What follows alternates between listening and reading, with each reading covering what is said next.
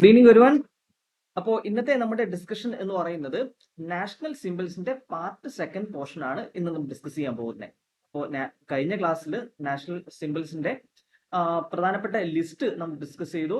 അതിൽ തന്നെ പ്രത്യേകിച്ച് പല ഫ്ലാഗിനെ കുറിച്ചും ദെൻ മറ്റ് നാഷണൽ സിംബൽസിനെ കുറിച്ച് ഒരു ജസ്റ്റ് ഐഡിയ നമ്മൾ ഉണ്ടാക്കിയെടുത്തു. ദെൻ അതിന്റെ ഡീറ്റെയിൽഡ് ആയിട്ടുള്ള സെഷൻ അതിന് കുറച്ച് നമ്മൾ ഡീൽ ചെയ്തിട്ടുണ്ടായിരുന്നു. അതിന്റെ നാഷണൽ ആന്തം, നാഷണൽ സോങ് പോലെയുള്ള കാര്യങ്ങളാണ്, നാഷണൽ ആനിമൽ പോലെയുള്ള കാര്യങ്ങളാണ് ഇന്ന് നമ്മൾ ഡിസ്കസ് ചെയ്യാൻ പോകുന്നത്. അപ്പോ ഞാൻ സ്ലൈഡിലേക്ക് വരാം.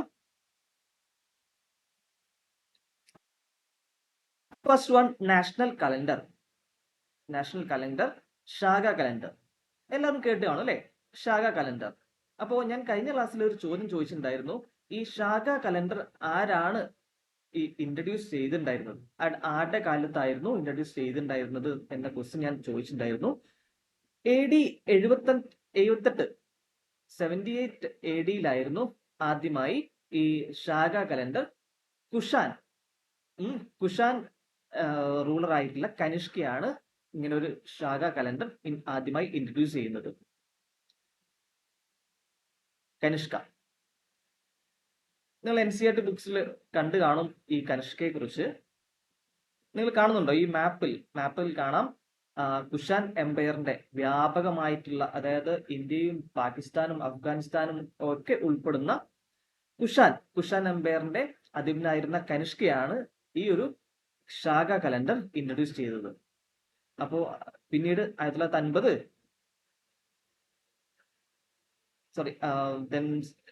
22 മാർച്ച് 1957 ഈ ശാഖ കലണ്ടർ നാഷണൽ കലണ്ടറായി അഡോപ്റ്റ് ചെയ്യുന്നത്.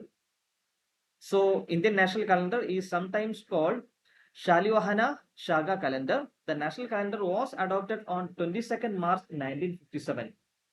ഡേറ്റ് എന്നായിരുന്നു? 22 March 1957 along with Gregorian calendar. Gregorian calendar means English calendar.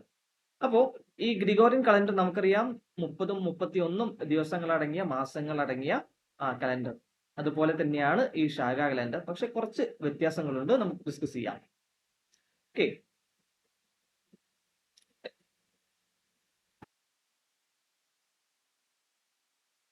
ഇതാണ് ശാഖ കലണ്ടറിന്റെ മാസങ്ങൾ. ഒന്ന് അനലൈസ് ചെയ്ത് നോക്കൂ. ഏത് മാസമാണ് ശാഖ കലണ്ടറിന്റെ ഫസ്റ്റ് മന്ത്? ഏത് മാസമാണ് last month?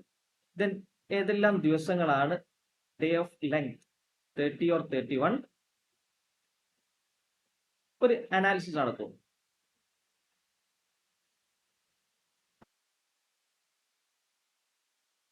The Shaka calendar start with Chaitra, the month of Chaitra, and end with Falgun. UPSC പ്രിലിംസിൽ ചോദിച്ച ഒരു ചോദ്യമായിരുന്നു ഇത്. നാഷണൽ കലണ്ടർ ആയിട്ടുള്ള ശാഖ കലണ്ടർ ഏത് മാസമാണ് ആരംഭിക്കുന്നത്? ചൈത്ര എന്ന മാസം കൊണ്ടാണ് ആരംഭിക്കുന്നത്. അത് ഏകദേശം മാർച്ച് 22 ആകാനാണ് സാധ്യത. മാർച്ച് 22. ദെൻ ഫൽഗുൻ ആ ഒരു മാസം കൊണ്ടാണ് ഈ നാഷണൽ കലണ്ടർ ശാഖ കലണ്ടർ അവസാനിക്കുന്നത്, ഒരു വർഷം അവസാനിക്കുന്നത്. അപ്പോ നമ്മുടെ ജനുവരിയും ഡിസംബറും കമ്പയർ ചെയ്യുകയാണെങ്കിൽ ജനുവരിക്ക് സമാനമായി ചൈത്രയും ഡിസംബറിന് സമാനമായി ഫൽഗുനുമാണ്. നിങ്ങൾക്ക് മനസ്സിലായോ?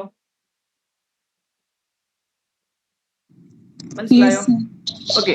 അപ്പോ ഏത് റൂളറാണ് ഈ ശാഖ കലണ്ടർ ഇൻട്രൊഡ്യൂസ് ചെയ്തത്?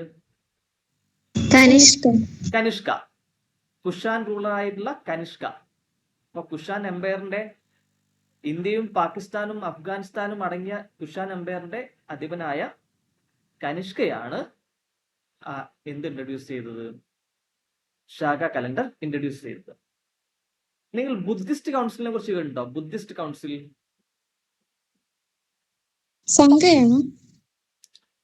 കേട്ടില്ല? സംഘം അതായത് ബുദ്ധിസ്റ്റ് കോൺഫറൻസ്. അതായത് ബുദ്ധൻ മരിച്ചതിന് ശേഷം ബുദ്ധിസ്റ്റ് ഫിലോസഫി മറ്റുള്ളവരിലേക്ക് എത്തിക്കുക എന്ന ഉദ്ദേശത്തോടു കൂടെ പല രാജാക്കന്മാരും, ഈവൻ അശോക ഉൾപ്പെടെ പല രാജാക്കന്മാരും വലിയ വലിയ കോൺഫറൻസുകൾ, ബുദ്ധിസ്റ്റ് കോൺഫറൻസുകൾ സംഘടിപ്പിച്ചിട്ടുണ്ടായിരുന്നു. അത്തരം ബുദ്ധിസ്റ്റ് കോൺഫറൻസിനെ നമ്മൾ വിളിക്കുന്ന പേരാണ് Buddhist council. 4th Buddhist council സംഘടിപ്പിച്ച റൂളർ ആയിരുന്നു കനിഷ്ക. 4th ബുദ്ധിസ്റ്റ് കൗൺസിൽ സംഘടിപ്പിച്ച റൂളർ ആയിരുന്നു കനിഷ്ക. അപ്പോ കനിഷ്കക്ക് ആൻഷ്യൻ ടൈംസിൽ കുറേയധികം പ്രാധാന്യമുള്ള ഒരു രാജാവും കൂടിയാണ് കനിഷ്ക. നമുക്ക് ആൻഷ്യൻ ടൈംസിന്റെ ഹിസ്റ്ററി പഠിക്കുന്ന സമയത്ത് അദ്ദേഹത്തെ കുറിച്ച് കൂടുതൽ പഠിക്കാം. നമുക്ക് ഇത്ര ഓർത്തിരിക്കുക, AD 78 ഈ സമയത്താണ് ഏത് ഇൻട്രൊഡ്യൂസ് ചെയ്യുന്നത്? ശാഖ കലണ്ടർ ഇൻട്രൊഡ്യൂസ് ചെയ്യുന്നത്. AD 78 അത് ഓർത്തിരിക്കുക കേട്ടോ. അപ്പോ പ്രധാനമായിട്ടും ഈ നാഷണൽ കലണ്ടറുമായി ബന്ധപ്പെട്ട് ക്വസ്റ്റ്യൻ ചോദിക്കാൻ സാധ്യതയുള്ള കുറച്ച് കാര്യങ്ങളാണ് നമ്മൾ ഡിസ്കസ് ചെയ്തത്. ഏത് വർഷമാണ് ആദ്യമായി ശാഖ കലണ്ടർ ഇൻട്രൊഡ്യൂസ് ചെയ്തത്? ഏത് വ്യക്തിയാണ് ഇൻട്രൊഡ്യൂസ് ചെയ്തത്?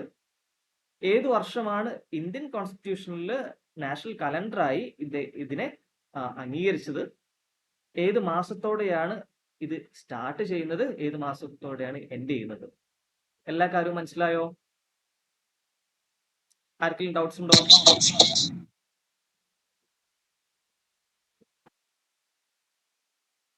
ഓക്കെ, എല്ലാവർക്കും മനസ്സിലായി. ഒരു question,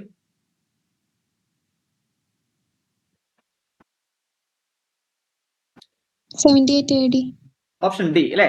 option D 78 AD. The ശാഖ എറ began in the year 78 AD. വളരെ സിമ്പിൾ ആയ ക്വസ്റ്റ്യൻ ആണ്. Next one, national anthem. Jana Gana Mana. എല്ലാ ദിവസവും സ്കൂളിൽ ആലപിക്കുന്ന ഇന്ത്യയുടെ ദേശീയ ഗാനം. ഒരു ചോദ്യം ചോദിക്കട്ടെ, ഈ ദേശീയ ഗാനം ആലപിക്കുന്ന സമയത്ത് നമ്മൾ എണീറ്റ് നിൽക്കേണ്ട ആവശ്യമുണ്ടോ? എന്താണ് നിങ്ങളുടെ അഭിപ്രായം?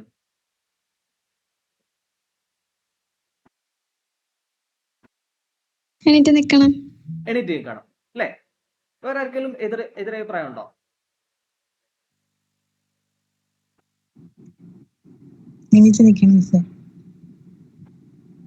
അലീന പറഞ്ഞു കേട്ടില്ല. അല്ല സർ, എണീറ്റ് നിൽക്കണം ദേശീയഗാനം പാടുമ്പോൾ. ദേശീയഗാനം പാടുന്ന സമയത്ത്, ചൊല്ലുന്ന സമയത്ത് എണീറ്റ് നിൽക്കണം അല്ലെ? എല്ലാവരുടെയും ഒപ്പീനിയൻ അത് തന്നെയാണ് അല്ലെ?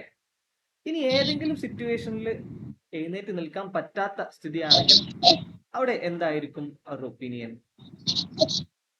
എല്ലാവരും പറയുന്നു എണീറ്റ് നിൽക്കാൻ പറയുന്നു അല്ലെ? പക്ഷേ രാജ്യത്ത് വളരെയധികം കോളിളക്കം സൃഷ്ടിച്ച ഒരു കേസ് ഉണ്ടായിരുന്നു. അത് നടന്നത് വേറെ എവിടെയുമല്ല, കേരളത്തിൽ തന്നെയായിരുന്നു. Biju Emmanuel versus state of Kerala. നിങ്ങളെ പോലെ തന്നെ സ്കൂളിൽ പോകുന്ന 3 വിദ്യാർത്ഥികൾ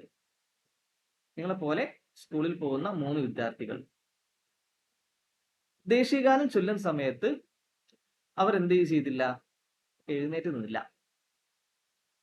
ആ ഒരു കാരണം പറഞ്ഞുകൊണ്ട് അവർ പഠിച്ചിരുന്ന സ്കൂളിൽ നിന്ന് അവരെ പുറത്താക്കി. അപ്പോ അവരെ പുറത്താക്കുന്നതോടുകൂടെ അവരുടെ പാരന്റ്സ് എന്തില്ല, വെറുതെ നിന്നില്ല. പകരം അവര് ആ ഒരു സ്കൂളിന്റെ പ്രവൃത്തിയെ ചോദ്യം ചെയ്തുകൊണ്ട് ഒരു എക്സ്ട്രാ ആഡ് ഓൺ കാര്യം കൂടി അതിൽ കൂട്ടിച്ചേർത്തു. അതായത് യഹോവ വിശ്വാസപ്രകാരം അവിടെ ദൈവത്തിനാണ് കൂടുതൽ പ്രാമുഖ്യം കൊടുക്കേണ്ടത്. ആ ഒരു കാരണം ഉള്ളത് കൊണ്ട് തന്നെ ഈ ഒരു ദേശീയ ഗാനം അവർക്ക് പ്രധാനമായിട്ടും എന്ത് ചെയ്യാ, അവരതിന് ഡിസ്റെസ്പെക്ട് ചെയ്തില്ല, പകരം അതിന് എണീറ്റ് നിന്നില്ല. ഓക്കെ, അപ്പോ സുപ്രീം കോടതിയിൽ ഇങ്ങനൊരു കേസ് വന്നു. ആർട്ടിക്കിൾ 25 ഫണ്ടമെന്റൽ റൈറ്റ്സിനെ കുറിച്ച് നമ്മൾ ക്ലാസ്സിൽ പഠിച്ചു കാണും എന്ന് വിചാരിക്കുന്നു. ആർട്ടിക്കിൾ 25 ഫണ്ടമെന്റൽ റൈറ്റ്സിന്റെ ഒരു പ്രധാനപ്പെട്ട ഒരു ആർട്ടിക്കിൾ ആണ്. The freedom of religion. ഈ 3 വിദ്യാർത്ഥികളുടെ ഫണ്ടമെന്റൽ റൈറ്റ്സിന്റെ ആർട്ടിക്കിൾ 25 വയലേഷൻ ആണ് ഈ പറഞ്ഞിരിക്കുന്ന കാര്യം എന്ന് പറഞ്ഞുകൊണ്ട് ഇവർക്ക് ദേശീയഗാനം ചൊല്ലുന്ന സമയത്ത് എണീറ്റ് നിൽക്കാത്തതിൽ അവരെ പുറത്താക്കിയ സ്കൂളിന്റെ ആ ഒരു ആക്ഷൻ ഇല്ലീഗലാണ് എന്ന് പറഞ്ഞുകൊണ്ട് ബിജു ഇമ്മാനുവലിന്റെ പാരന്റ്സ് സുപ്രീം കോടതിയിൽ പോയി. സുപ്രീം കോടതി അവർക്ക് അനുകൂലമായി വിധിച്ചു. അതായത് ഏതെങ്കിലും വിധേന ഒരു മതത്തിന്റെ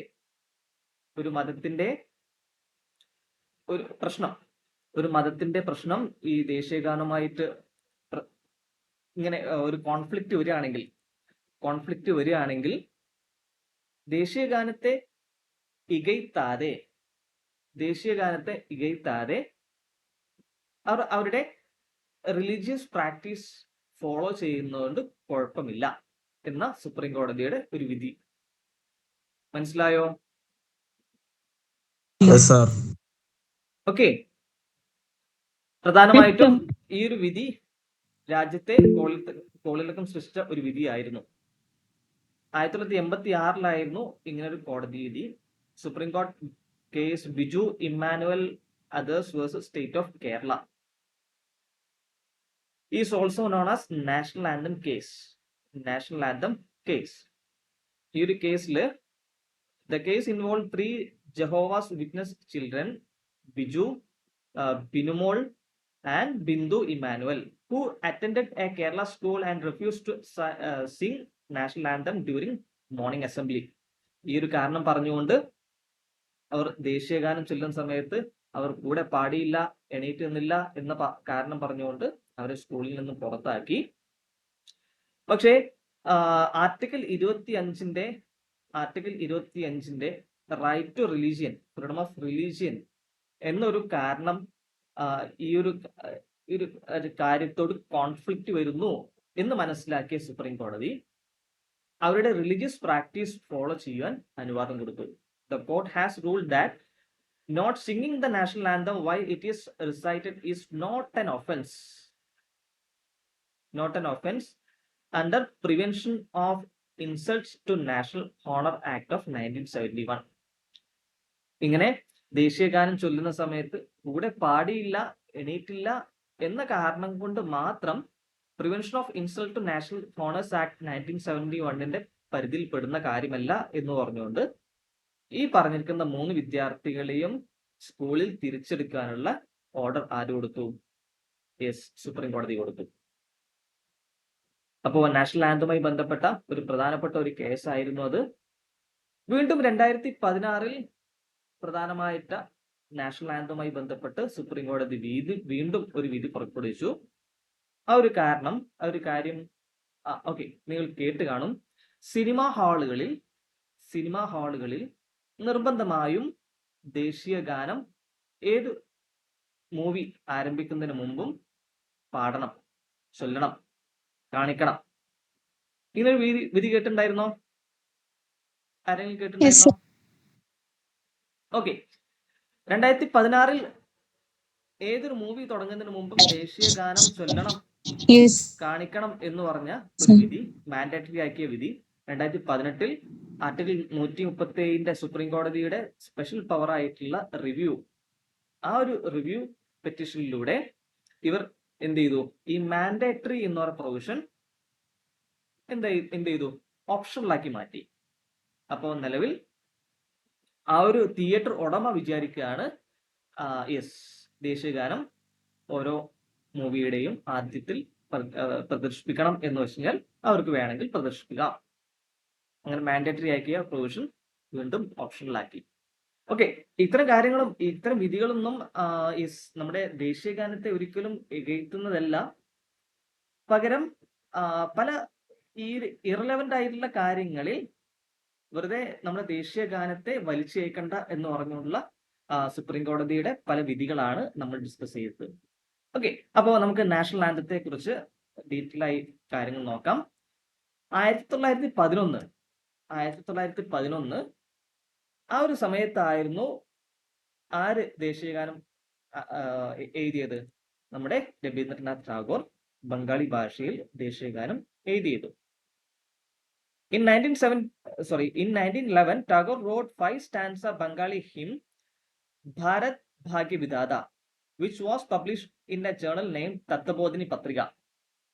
തത്വബോധിനി പത്രിക എന്ന് പറഞ്ഞ ഒരു ന്യൂസ് പേപ്പറിൽ രവീന്ദ്രനാഥ് ടാഗോർ ഭാരത് ഭാഗ്യ വിധാത എന്ന് പറഞ്ഞ ഒരു കവിത രചിച്ചു.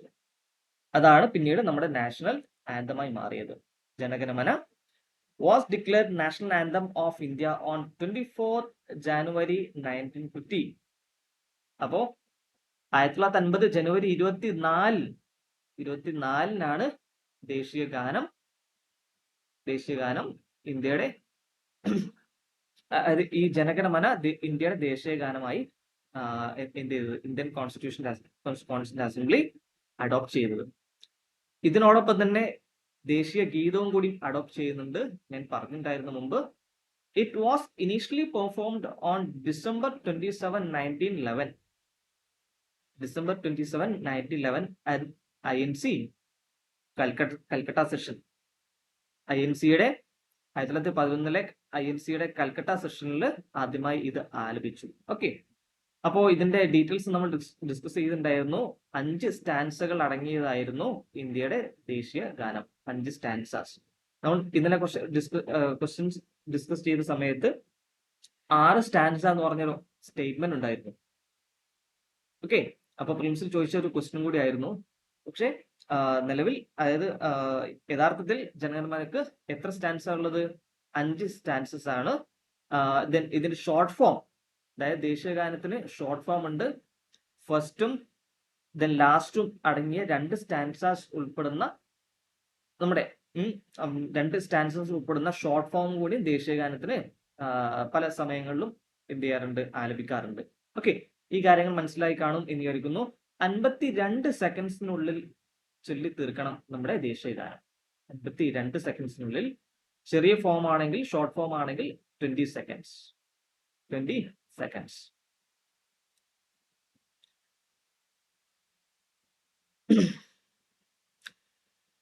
ഈ ഒരു ദേശീയഗാനത്തെ ബംഗാളിൽ നിന്നും ഹിന്ദിയിലേക്ക് ട്രാൻസ്ലേറ്റ് ചെയ്ത ഇന്ത്യൻ ആർമി ഓഫീസർ ആയിരുന്നു captain Abid Hasan Safrani.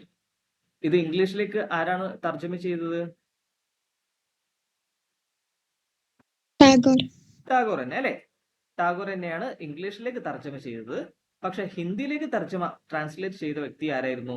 Indian army officer ആയിട്ടുള്ള ക്യാപ്റ്റൻ ആബിദ് ഹസൻ സഫ്രാനി. മനസ്സിലായോ?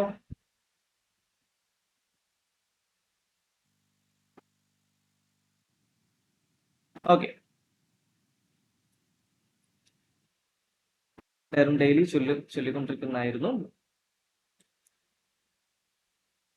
ഈ കിങ് ജോർജ് V ഇദ്ദേഹവുമായി ബന്ധപ്പെട്ട് ഈ ഒരു നാഷണൽ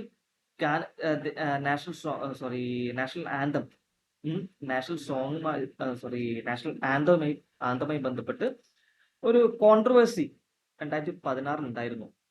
അന്നത്തെ രാജസ്ഥാൻ ഗവർണർ ആയിട്ടുള്ള കല്യാൺ സിംഗ് അദ്ദേഹം പറഞ്ഞു,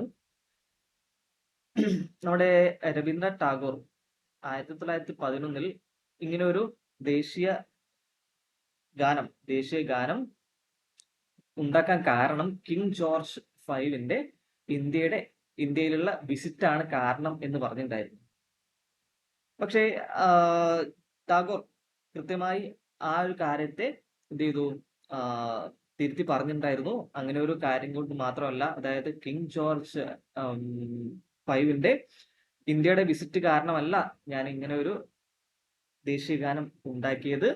അങ്ങനെ ഒരു തെറ്റിദ്ധാരണ ആർക്കെങ്കിലും ഉണ്ടെങ്കിൽ അത് മാറ്റണം എന്ന് പറഞ്ഞുകൊണ്ട് ഈ ടാഗോറിന്റെ വേർഡ്സ് നമുക്ക് ജസ്റ്റ് ഒന്ന് കാണാം.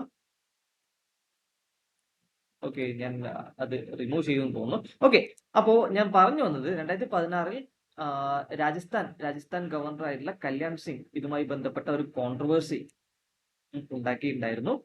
അപ്പോ വളരെ കാലം മുമ്പ് തന്നെ ഇങ്ങനെ ഒരു കാര്യം, അതായത് 1911 ആ ഒരു സമയത്ത് ഇന്ത്യൻ നാഷണൽ കോൺഗ്രസിന്റെ കൽക്കട്ട സെഷനിൽ അദ്ദേഹം ഇത് ആലപിക്കുന്നുണ്ടായിരുന്നു. ആ ഒരു സെയിം സമയത്ത് തന്നെയായിരുന്നു 1911 കിങ് ജോർജ് 5 ഇന്ത്യ സന്ദർശിക്കുന്നതും ആ ഒരു സെയിം കാലഘട്ടത്തിൽ തന്നെ ആയിരുന്നു. അപ്പൊ സ്വാഭാവികമായിട്ടും ഒപ്പോസിഷൻസ് ഇങ്ങനൊരു കാര്യത്തെ വളച്ചൊടിച്ച് സ്വാഭാവികമായിരുന്നു.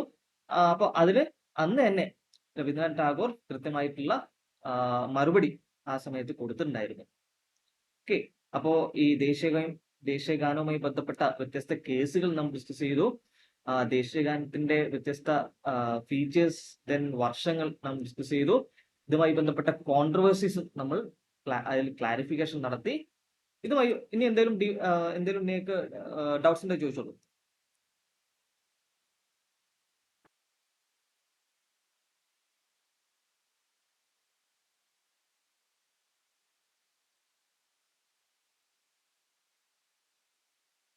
ക്ലിയർ അല്ലല്ലേ?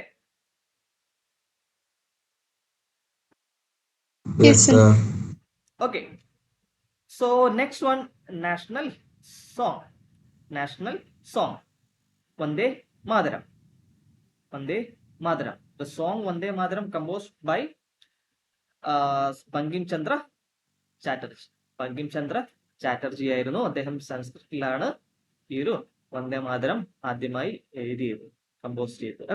Okay, it was incorporated in his famous novel Anand Math. Yes, sir. 1852 അദ്ദേഹത്തിന്റെ ഫേമസ് ആയിട്ടുള്ള നോവൽ ആനന്ദ് മഠിൽ അദ്ദേഹം അങ്ങനെ ഒരു ഈ വന്ദേ മാതരം കമ്പോസ് ചെയ്തിട്ടുണ്ടായിരുന്നു. 1905 ബംഗാൾ വിഭജനവുമായി ബന്ധപ്പെട്ട് അല്ലെ, ലോർഡ് കേഴ്സൺ, അദ്ദേഹത്തെ അറിയാം എന്ന് വിചാരിക്കുന്നു. ലോർഡ് കേഴ്സൺ ആയിരുന്നു അന്നത്തെ ഇന്ത്യയുടെ വൈസ്രോയ്. അദ്ദേഹം എന്ത് ചെയ്തു? ബംഗാളിനെ അഡ്മിനിസ്ട്രേറ്റീവ് കൺവീനിയൻസ് എന്ന് പറഞ്ഞുകൊണ്ട് ഇന്നത്തെ ബംഗാൾ, ബീഹാർ, ഒറീസ ആ സ്ഥലവും വെസ്റ്റ് ബംഗാളും ബംഗ്ലാദേശും ഉൾപ്പെടുന്ന ബംഗാളിനെ എന്ത് ചെയ്തു? ഡിവൈഡ് ചെയ്തു. പക്ഷെ 1911 ഈ കിങ് ജോർജ് 5 ഇന്ത്യയിൽ എത്തുന്ന സമയത്ത് ആ ഒരു ഡിവിഷൻ ക്യാൻസൽ ചെയ്യുന്നുണ്ട്. അപ്പോ 1905 ഈ ഒരു ബംഗാൾ ഡിവിഷൻ, ബംഗാൾ വിഭജന സമയത്ത് ആ ഒരു കാര്യത്തിനെതിരെ എല്ലാ രാഷ്ട്രീയ പാർട്ടികളും ഒത്തുചേർന്നുകൊണ്ട് സ്വദേശി മൂവ്മെന്റ് എന്ന് പറഞ്ഞ രാജ്യവ്യാപകമായി ഒരു മൂവ്മെന്റ് സംഘടിപ്പിച്ചിട്ടുണ്ടായിരുന്നു. സ്വദേശി മൂവ്മെന്റ് അല്ലെ, എല്ലാവർക്കും അറിയില്ലേ സ്വദേശി മൂവ്മെന്റ്? അപ്പോ ആ ഒരു സ്വദേശി മൂവ്മെന്റിന്റെ സമയത്ത് വലിയ വലിയ ജാഥകൾക്ക് കൂടുതൽ പ്രചോദനം നൽകിയിരുന്ന ഒരു പ്രധാനപ്പെട്ട സോങ് ആയിരുന്നു വന്ദേ മാതരം. പിന്നീട് 1950 ജനുവരി 24 ഇന്ത്യയുടെ ദേശീയ ഗീതമായി അതിനെ അംഗീകരിച്ചു. ദേശീയ ഗാനവും ദേശീയ ഗീതവും ഒരുപോലെ ഈക്വൽ ആയിട്ടാണ് ട്രീറ്റ് ചെയ്യേണ്ടത് എന്നും അവർ പറഞ്ഞു. അപ്പോ ഈ ദേശീയ ഗീതത്തെ ഇംഗ്ലീഷിലേക്ക് ട്രാൻസ്ലേറ്റ് ചെയ്ത വ്യക്തി ആരായിരുന്നു? ശ്രീ അരബിന്ദോ ആണ് വന്ദേ മാതരത്തെ ഇംഗ്ലീഷിലേക്ക് ട്രാൻസ്ലേറ്റ് ചെയ്ത വ്യക്തി. 1896 കൽക്കട്ട സെഷനിൽ തന്നെയായിരുന്നു ഇത് ആദ്യമായി ആരംഭിച്ചത്. പക്ഷെ 1882 ആനന്ദ് മഠ് എന്ന് പറഞ്ഞ നോവലില്, അദ്ദേഹത്തിന്റെ ബങ്കിം ചന്ദ്ര ചാറ്റർജിയുടെ ആനന്ദ് മഠ് എന്ന നോവലില് ഈ ഒരു വന്ദേ മാതരം എഴുതിയിട്ടുണ്ടായിരുന്നു. ഈ കൽക്കട്ട സെഷന്റെ ഒരു പിക്ചറാണ് വന്ദേ മാതരം. ബങ്കിം ചന്ദ്ര ചാറ്റർജി ഓർ ബങ്കിം ചന്ദ്ര ചാറ്റോപാധ്യായ്, ഇങ്ങനെ രണ്ട് പേരും അദ്ദേഹത്തിനുണ്ട്. Was first to write novel in Bengal. It also first in India to write novel in English. Okay.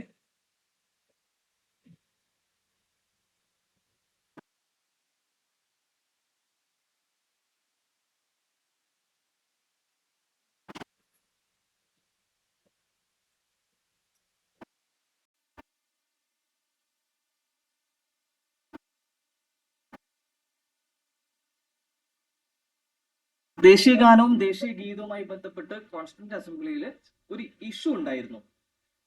അതായത് ജനഗണമന വേണോ, വന്ദേ മാതരം വേണോ ഇന്ത്യയുടെ ദേശീയ ഗാനം എന്ന് പറഞ്ഞ ഒരു വലിയൊരു ഡിസ്കഷൻ എവിടെ ഉണ്ടായിരുന്നു, കോൺസ്റ്റിറ്റ്യൂന്റ് അസംബ്ലി ഉണ്ടായിരുന്നു. പക്ഷെ ഇതിൽ രണ്ടിനും ഒരേപോലെ പ്രാധാന്യം നൽകിക്കൊണ്ട് കോൺസ്റ്റിറ്റ്യൂന്റ് അസംബ്ലി ജനഗണമനയെ നാഷണൽ ആന്തവുമായും വന്ദേ മാതരത്തെ ദേശീയ ഗീതവുമായും നാഷണൽ സോങ് ആയും ഇതിനെ രണ്ടും ഈക്വൽ ട്രീറ്റ്മെന്റിലൂടെ Indian Constitution adopted ചെയ്തു. A speech by Dr. Rajendra Prasad in Constituent Assembly on 24th January 1950 states that the historical role played by Vande Mataram in the battle for Indian liberation must be honored equally with Janaganamana. It shall have equal stand. അപ്പോ നിലവിൽ ഇതിന് രണ്ടിനെയും equal ആയിട്ടാണ് treat ചെയ്യുന്നത്, national ആന്തത്തെയും national സോങ്ങിനെയും. Okay, അടുത്തതായി national currency, Indian rupee. ഈ ഒരു national currency, ഈ ഒരു മോഡൽ ഉണ്ടാക്കിയ വ്യക്തിയെ കുറിച്ച് അറിയോ?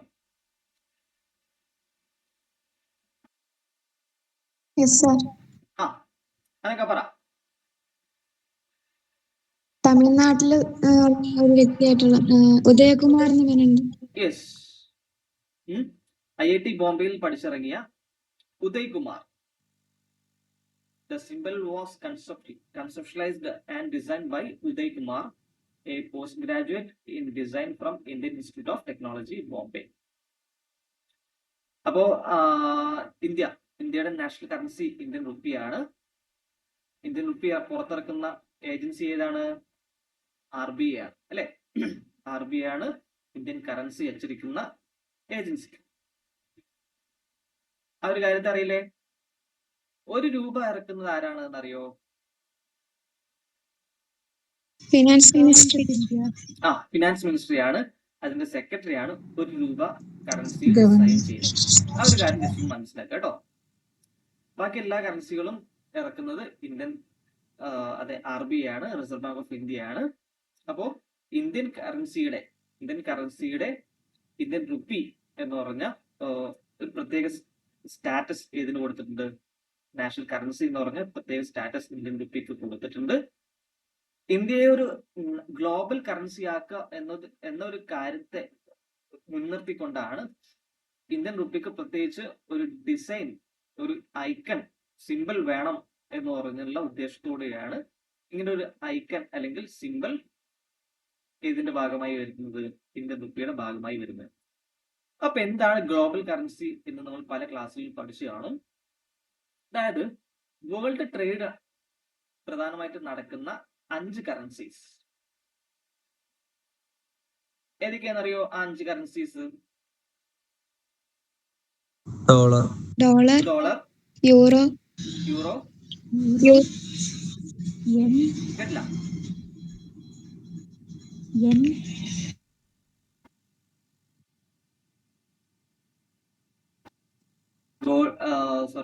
ഡോളർ, യൂറോ, പൗണ്ട്,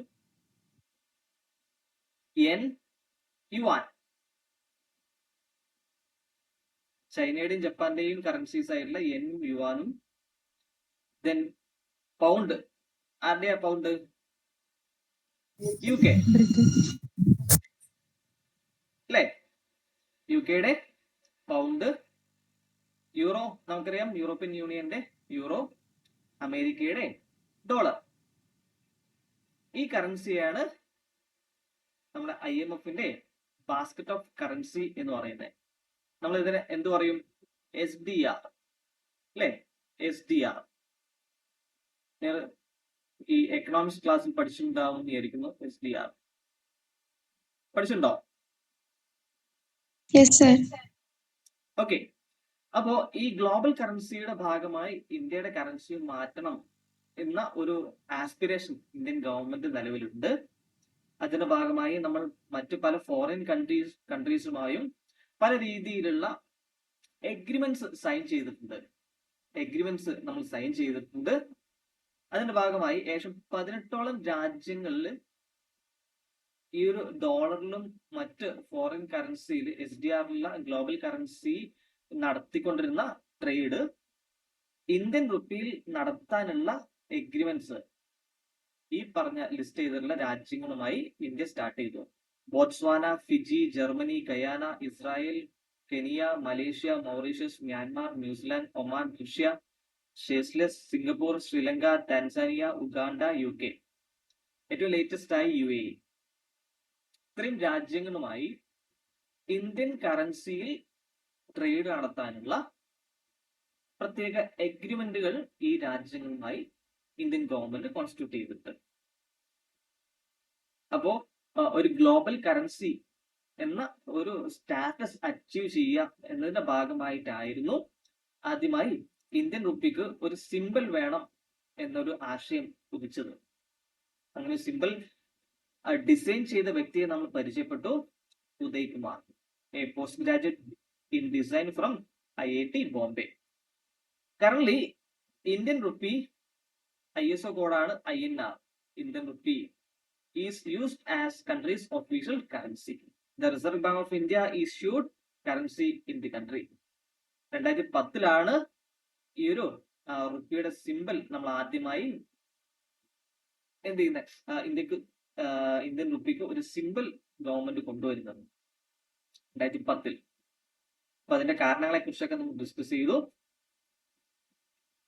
എന്തെങ്കിലും ഡൗട്ട്സ് ഉണ്ടെങ്കിൽ ചോദിച്ചോളൂ.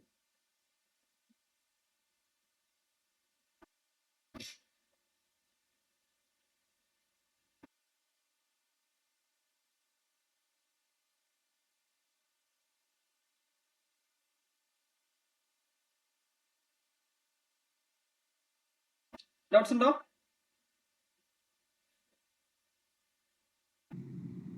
ഓക്കെ, അപ്പോ അടുത്ത പോർഷനിലേക്ക് പോവാം. National river Ganga. National river Ganga. ആദ്യമായി ഗംഗയുടെ ഇമ്പോർട്ടൻസിനെ കുറിച്ച് നമുക്ക് ആദ്യം നോക്കാം. ഗംഗയുടെ ഇമ്പോർട്ടൻസ് എത്രയാണ്? ഗംഗയുടെ കിലോമീറ്റർ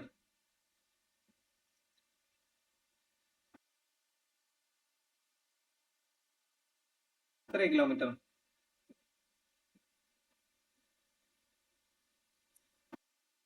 25 കേട്ടോ. 25 ഈ ഒരു ഫിഗറിൽ ചെറിയൊരു വ്യത്യാസമുണ്ട്.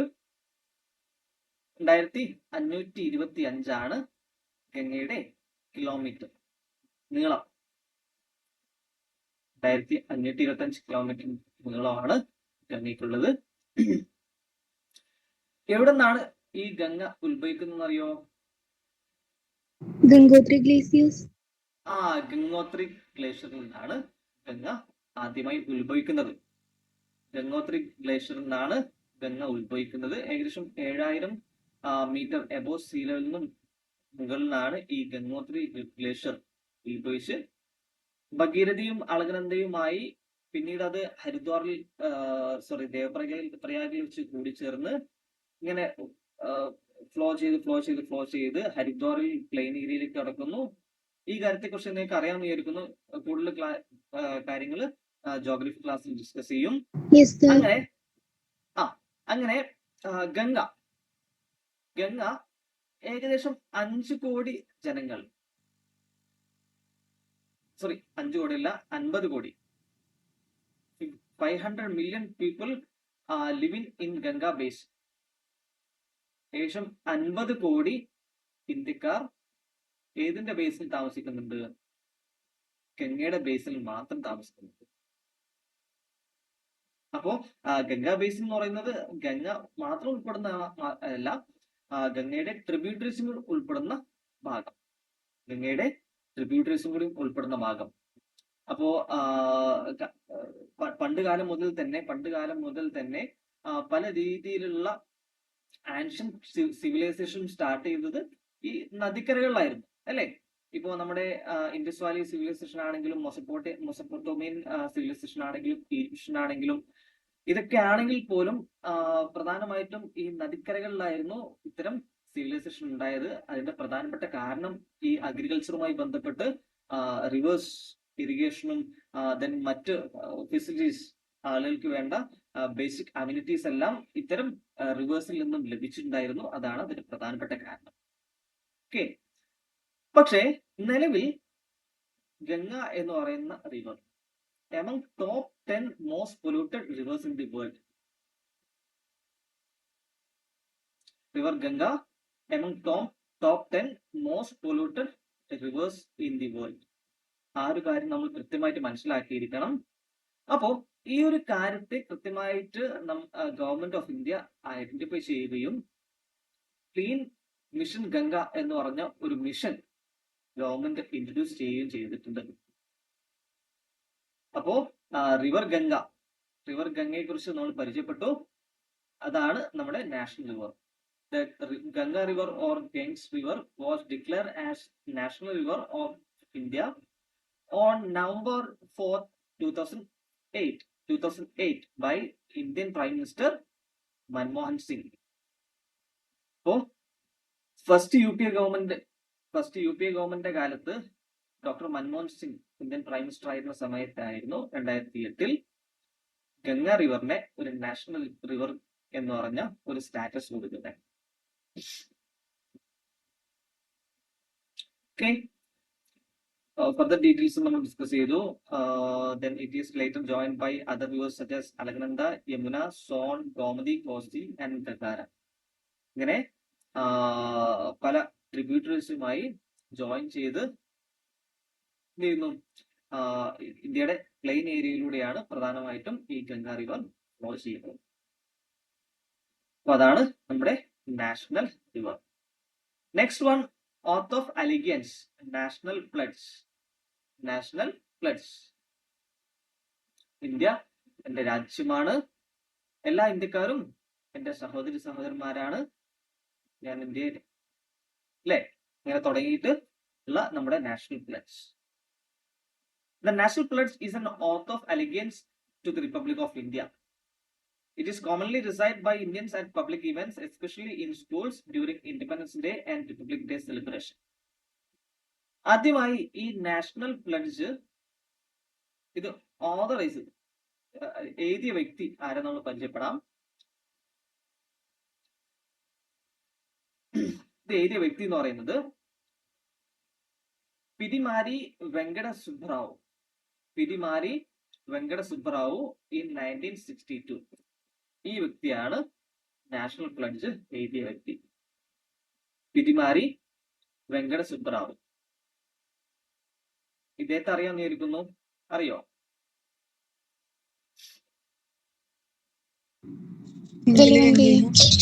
പിംഗലി വെങ്കയ്യ. അവർ നാഷണൽ ഫ്ലാഗ്, ഇന്ത്യയുടെ നാഷണൽ പ്ലഡ്ജ് എഴുതിയ വ്യക്തി പിടിമാരി Venkata Subbarao.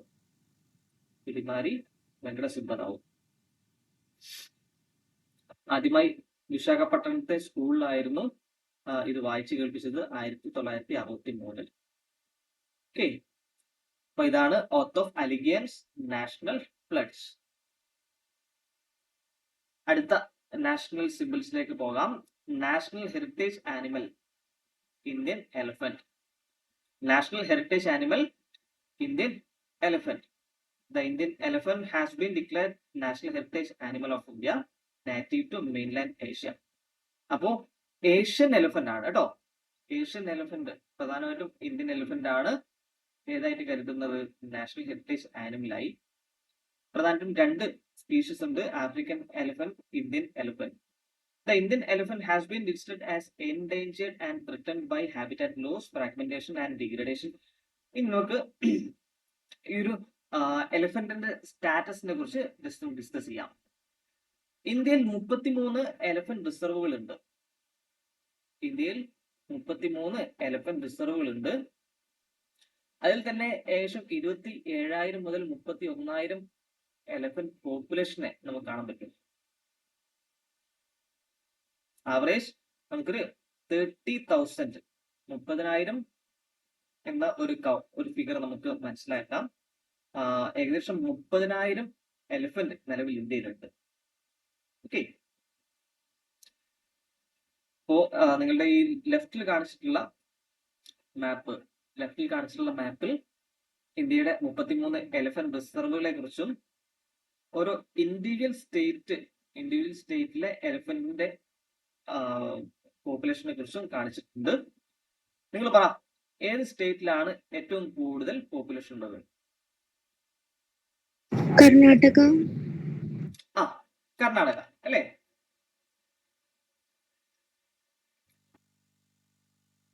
Second one Kerala. Yes, Kerala.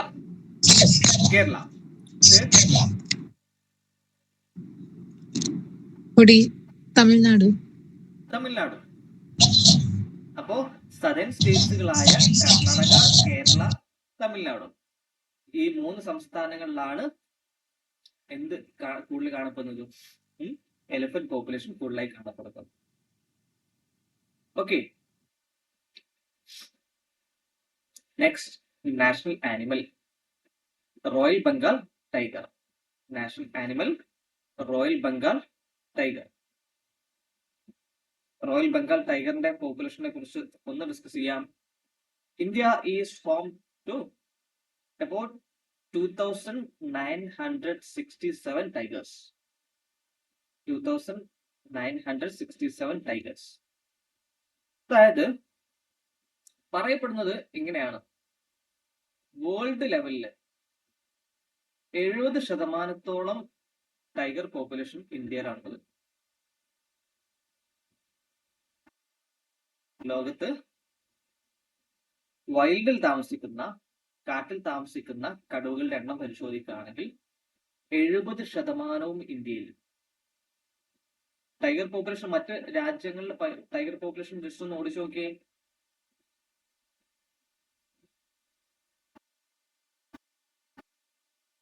തായ്ലാൻഡിൽ എത്ര ഉണ്ട്? തായ്ലാൻഡിൽ 189 അല്ലേ? റഷ്യ 433. ഇനി കർണാടകയിലോ? 524. റഷ്യയിലേക്കാളും കൂടുതൽ കർണാടകയിലുണ്ട് അല്ലേ? പക്ഷെ ഇന്ത്യയിൽ ഏറ്റവും കൂടുതൽ ഏത് സംസ്ഥാനത്താണുള്ളത്? മധ്യപ്രദേശ്. അപ്പൊ ഓർത്തിരിക്കുക, ഇന്ത്യയിൽ ഏറ്റവും കൂടുതൽ ടൈഗർ പോപ്പുലേഷൻ കാണപ്പെടുന്ന സംസ്ഥാനം എന്ന് പറയുന്നത് മധ്യപ്രദേശാണ്. ഇനി മറ്റു പല ടൈഗർ റിസർവുകൾ നമ്മൾ പരിശോധിക്കുകയാണെങ്കിൽ ഇന്ത്യയിൽ 54 ടൈഗർ റിസർവുകൾ നിലവിലുണ്ട്. ആ ടൈഗർ റിസർവിൽ ഏറ്റവും കൂടുതൽ ടൈഗർ പോപ്പുലേഷൻ കാണുന്ന റിസർവ് ഏതാണെന്ന് നോക്കാം. ഏതായിരുന്നു?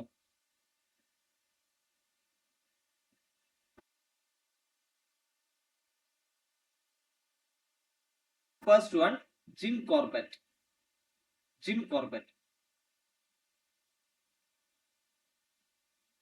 ഉത്തരാഖണ്ഡിലെ ജിം കോർബറ്റിലാണ് ഇൻഡിവിജ്വൽ ടൈഗർ റിസർവുകൾ പരിശോധിക്കുകയാണെങ്കിൽ ഏറ്റവും കൂടുതൽ ടൈഗേഴ്സിനെ കാണപ്പെടുന്ന ടൈഗർ റിസർവ് ജിം കോർബറ്റ്.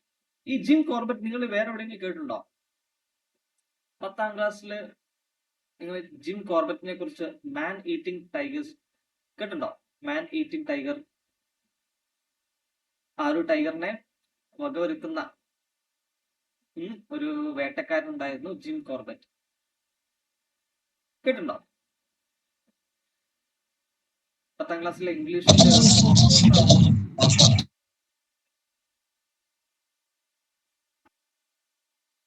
ഞാൻ പോർഷൻ എടുത്തിരുന്നോന്ന് അറിയില്ല, ഞങ്ങളുടെ കാലത്തൊക്കെ ഉണ്ടായിരുന്നു.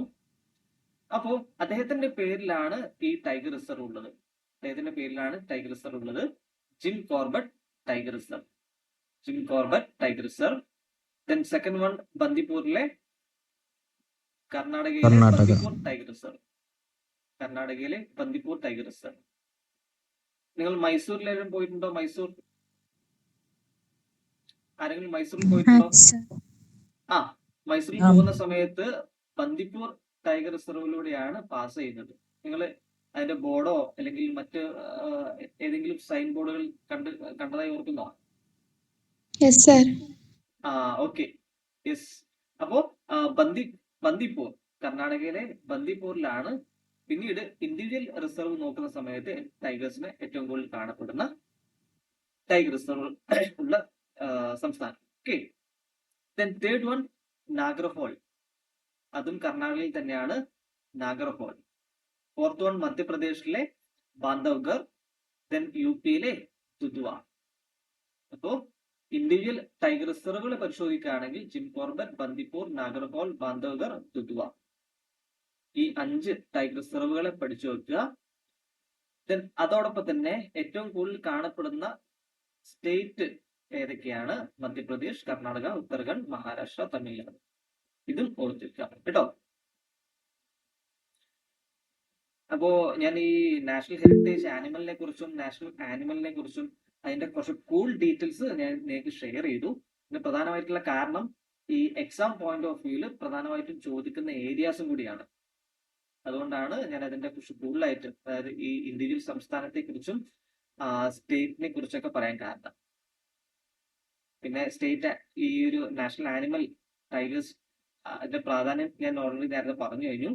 അതായത് വേൾഡിൽ തന്നെ വൈൽഡ് ഇൻഹാബിറ്റൻസിൽ ഏറ്റവും കൂടുതൽ 70% കാണപ്പെടുന്നത് ഇന്ത്യയിലാണ് എന്ന കാര്യം നമ്മൾ പറഞ്ഞു. എന്തെങ്കിലും ഡൗട്ട്സ് ഉണ്ടോ?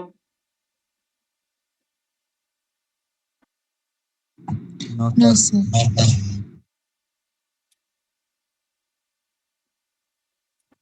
ഓക്കെ, അപ്പോ ഇത്രയും കാര്യങ്ങളാണ് നമ്മൾ ഇന്ന് ഡിസ്കസ് ചെയ്തത്. ഇനി കുറച്ച് സയന്റിഫിക് നെയിംസ് ഓഫ് നാഷണൽ സിംബിൾസിനെ കുറിച്ച് പരിചയപ്പെടാം. Scientific names of national symbols. Last ക്ലാസ്സിൽ നമ്മൾ കുറച്ച് ക്വസ്റ്റ്യൻസ് ഡിസ്കസ് ചെയ്ത സമയത്ത് ഈ നാഷണൽ സിംബിൾസിന്റെ സയന്റിഫിക് നെയിംസിനെ കുറിച്ച് നമ്മളൊരു ഒരു ക്വസ്റ്റ്യൻ ഉണ്ടായിരുന്നു, ഓർക്കുന്നോ? Yes. ഓക്കെ. ഈ ഒരു നാഷണൽ സിംബിൾസിന്റെ കുറച്ച് ഇപ്പം ടൈഗറിന്റെയും ദെൻ പീകോക്കിന്റെയും നാഷണൽ ഫ്ലവർ ലോട്ടസിന്റെ ഒക്കെ കുറച്ച് സയന്റിഫിക് നെയിംസ് നമുക്ക് പരിശോധിക്കാം. First one, national bird. National bird Indian peacock അല്ലെ? Indian peacock. എന്താണ് ഇതിന്റെ സയന്റിഫിക് നെയിം? പാവോ ക്രിസ്റ്റാസ്റ്റസ്. പാവോ ക്രിസ്റ്റാസ്റ്റസ്. ഈ ഒരു പേര് നമുക്ക് കൃത്യമായിട്ട് ഓർത്തിരിക്കാൻ ഇന്ത്യൻ പീകോക്ക് പാവമാണ് എന്ന ഒരു കോഡ് മതി. Pavo cristatus. Next one, national flower. National flower Nelumbo nucifera. Nelumbo nucifera is the scientific name of lotus, India's national flower. Third one, national animal. Panthera tigris. Panthera tigris is the scientific name of tiger. അപ്പോൾ നമ്മൾ ആദ്യം national bird നോക്കി, next one national flower, third one national animal. Pavo cristatus is the scientific name of Indian peacock. Nelambo nocifera is the scientific name of lotus, India's national flower. Third one, Panthera tigris is the scientific name of tiger. National fruit. പറ, എന്താണ് national ഫ്രൂട്ടിന്റെ scientific name? Mangifera Indica. Aleena പറ. So, Mangifera indica. Mangifera indica. Then national tree. Ficus bengalensis. Ficus bengalensis. Ficus bengalensis. അപ്പോ ഇത്രയും national സിംബിൾസിന്റെ scientific നെയിംസും കൂടി നമ്മൾ ഓർത്തിരിക്കുക. അപ്പോ ഇന്നത്തെ നമ്മുടെ സെഷൻ സമയം കഴിഞ്ഞു. എന്തെങ്കിലും ഡൗട്ട്സ് ഉണ്ടെങ്കിൽ ചോദിച്ചോളൂ.